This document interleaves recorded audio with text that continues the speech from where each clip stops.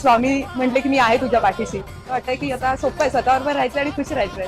But it feels like, lifetimes of sadhana has, come to this. And स्वामींनी जेव्हा डोक्यावर हात ठेवला तेव्हा असं वाटलं की आयुष्यामध्ये आता खरंच कुणाची गरज नाहीये आणि जे हवं होतं ते बस म्हणजे ते इथेच मिळालंय. आणि स्वामींच्या सोबत चालायचं आहे, स्वामींच्या बरोबर राहायचं आहे.